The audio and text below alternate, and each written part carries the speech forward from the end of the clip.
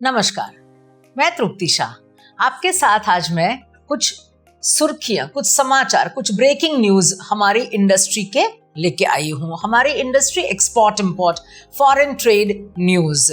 हमारी foreign trade की policy के मुताबिक लास्ट अगस्त में अनियंस को एक्सपोर्ट करने के लिए, हमारे देश से दूसरे देशों में एक्सपोर्ट करने के लिए एक्सपोर्ट ड्यूटी लगाई गई थी, ताकि हम थोड़े डिस्करेज हो जाएं और अनियंस एक्सपोर्ट ना करें। क्यों ना करें? क्योंकि हमारे देश में त्योहारों की सीजन आ रही है और इन त्योहारों में हम सभी को अनियंस की ज़रूरत रहती है, हमारे खुराक के लिए, हमारी सब्जियों के लिए और हमारे रोज़मर्रा की रेसिपीज़ के लिए। तो आज समाचार ये है कि हमारी फॉरेन ट्रेड पॉलिसी और फाइनेंस मिनिस्ट्री ने मिलके बैंगलोर के रोज अनियंस यानी लाल अनियन जो बैंगलोर के स्पेशल आते हैं, उसके ऊपर से ये एक्सपोर्ट ड्यूटी हटा दी गई है। यानी कि बैंगलोर के रोज अनियंस वैरायटी के लिए एक्सपोर्ट करने के लिए आपको कोई भी देश में एक्सपोर्ट करेंगे, कोई भी एक्सपोर्ट ड्यूटी उसके ऊपर नहीं लगेगी। भारत देश की डायमंड यानी कि जेम्स एंड ज्वेलरी के अंदर आते हुए डायमंड इंडस्ट्री ने आज यह फैसला लिया है सरकार के साथ मिलके, वॉलंटरीली, स्वैच्छिक रूप से हम आज इंपोर्ट नहीं करेंगे up to 15th December. So from 15th October to 15th December, India will not import diamonds into our country. We shall not import diamonds. ये क्यों ऐसा किया हमने? ये जानना ज़रूरी है, क्योंकि डिमांड और सप्लाई दोनों के बीच में बड़ी गैप हो गई थी। तो इसको इवन आउट करने के लिए, स्मूथ आउट करने के लिए हमने ये फैसला लिया है।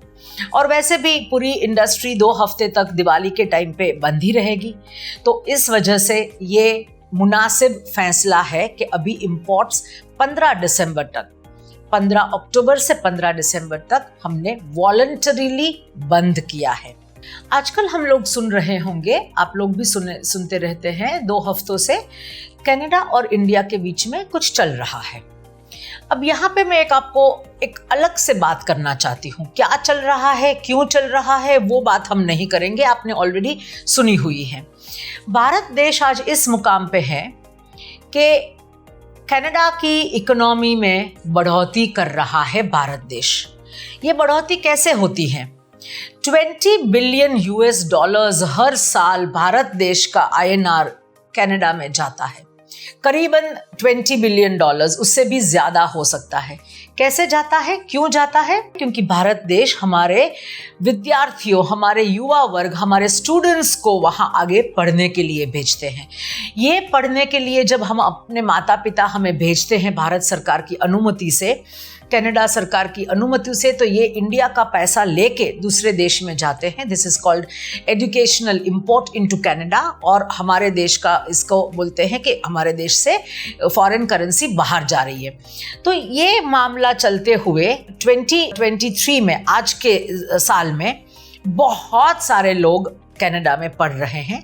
और 2019 was 1 year बिफोर पैंडेमिक। 2019 एक साल ऐसा था जब विश्व भर में भारतीय स्टूडेंट्स सबसे ज़्यादा कनाडा में पाए गए थे। तो हम कनाडा की और भी अर्थतंत्र, अर्थव्यवस्था बढ़ा रहे हैं वहाँ जाके पढ़ के।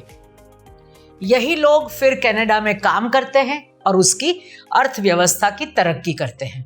दिस इज इंडिया, आज का भारत, जो आत्मनिर्भर ही नहीं, दूसरे देश में भी जा सकता है, दूसरे देश की भी अर्थव्यवस्था सुधार सकता है। सो this is India Canada. Nepal, Bharat और नेपाल पड़ोसी देश हैं और बहुत सालों से हम एक दूसरे के मदद करते हैं, एक दूसरे के साथ हमारा व्यावसायिक संबंध है। We have bilateral trade relationship.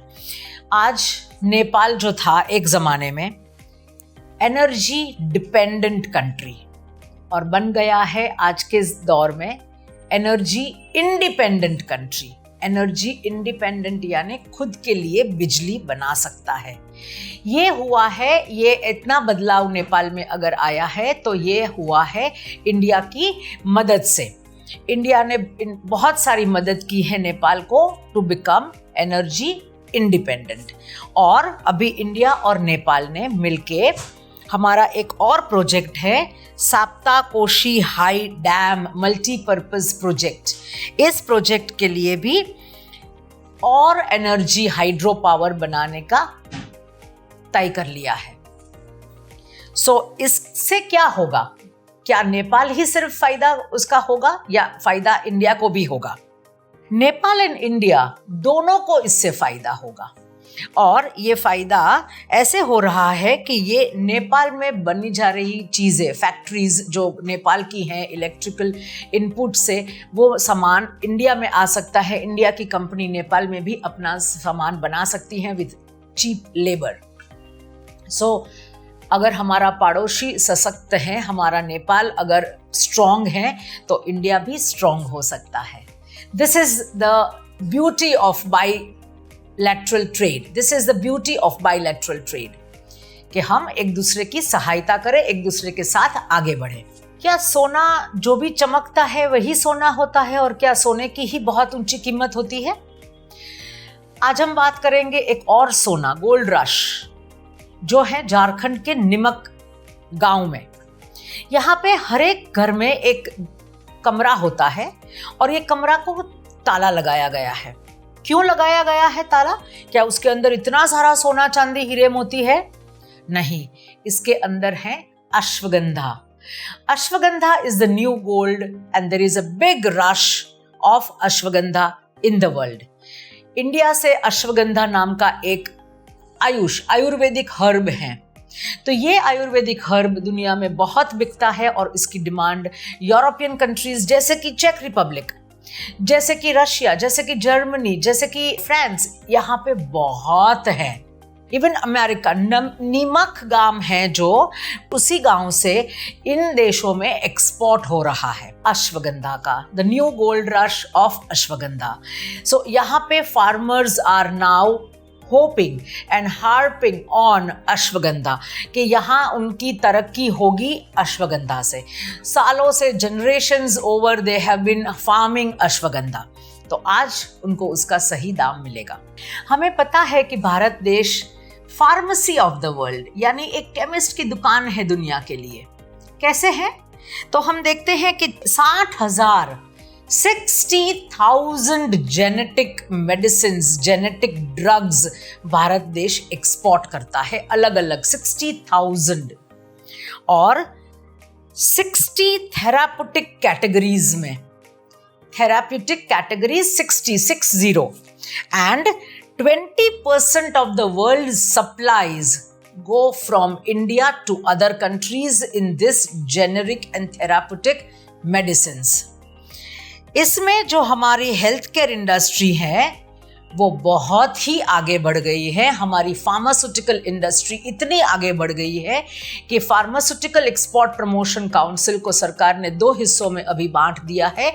Pharmaceutical export promotion council तो रहेगा ही रहेगा, पर medical devices export promotion council अलग से बना दिया और आयुष मिनिस्ट्री के अंदर, यानी कि आयुर्वेदिक, होम्योपैथिक, सिद्धत्व, ये सारी दवाइयों के लिए इन्होंने अलग एक्सपोर्ट प्रमोशन काउंसिल बना दिया। तो वाकई में हम ना सिर्फ एलोपैथी की दवाइयों में आगे बढ़े हैं, हम आयुर्वेदिक दवाइयों में भी आगे बढ़े हैं और हम लोग ऑलरेडी मेडिकल डिवाइसेस में बहुत आगे हैं। So this is what our new India is. कहा जाता है कि चाइना में स्लो डाउन आया है। स्लो डाउन यानी कि ग्रोथ रेट जो होता है हर साल एक देश का, वो कम होता जा रहा है। तो पिछले 3-4 सालों में चाइना में कुछ ऊपर नीचे हो रहा है, अंदरूनी उनका मामला है, पर उससे क्या होता है? पूरे देश को इफेक्ट आती है, पूरी दुनिया को इफेक्ट आती है, पूरे विश्व भर को इसकी इफेक्ट आती है। इससे क्या होता है कि ये फैक्ट्री ऑफ द वर्ल्ड जो चाइना को हम बोलते हैं, वो माल सामान एक्सपोर्ट इंपोर्ट में पीछे रह जाते हैं, स्लो हो गए हैं। तो क्या ये अच्छी निशानी है? चाइना ने इतना ग्रोथ बनाया है अपने आप को कि खुद अपना ग्रोथ अभी फिलहाल मेंटेन नहीं कर सकते हैं। उन्होंने करीबन 8 to 10% ग्रोथ लास्ट 20 ईयर्स में हर साल रिकॉर्ड किया है, और अभी इनका जो ग्रोथ है वो 3.5 4.5 करीबन ऐसा होता है। तो ये ग्रोथ तो है पर कम है, उनकी स्पीड जितनी है उससे कम है।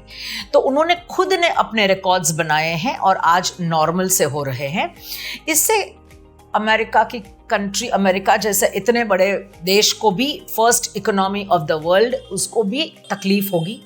कहते हैं कि अमेरिका में भी इन्फ्लेशन आ सकता है, अमेरिका में भी थोड़ा बहुत इसकी ज़्यादा असर हो सकती है। तो भारत का क्या हाल है? भारत में तो अभी हमारी बहुत वार्षिक त्योहार हमारे आएंगे एक के बाद एक। तो ये त्योहारों के दिनों में हमारी सरकार बहुत सारा कंट्रोल कर रही है प्राइजेज में, और इसके चलते हुए हमारे आरबीआई ने रेपो रेट भी, जो इंटरेस्ट रेट होता है, वो भी बढ़ाया नहीं है, वैसे का वैसा रखा है। पिछले 4 टाइम से हमारा रेपो रेट बढ़ा नहीं है, यानी कि इंटरेस्ट रेट बढ़ा नहीं है। तो किसी भी तरह से हमारी कंट्री, चाहे हम एक्सपोर्ट कम करें, बैन कर दे, या एक्सपोर्ट ड्यूटी करके एक्सपोर्ट करें, पर काफ़ी सारी चीज़ों में हमारे देश में कंट्रोल आया है, जो दूसरे देशों के हिसाब से हमारे देश में कम असर हुई है इन्फ्लेशन की। जो दूसरे ग्लोबल कंट्रीज़ हैं, दूसरे देश हैं, उसमें ज़्यादा अफेक्ट कर रहे हैं, जैसे चाइना, जैसे अमेरिका, और जैसे लंदन, जैसे यूनाइटेड किंगडम भी। तो ये हमें अभी आगे देखना होगा। नेक्स्ट न्यूज़ में हम देखते रहेंगे और आपको अपडेट देते रहेंगे। धन्यवाद इस बार। Thank you so much for being with us.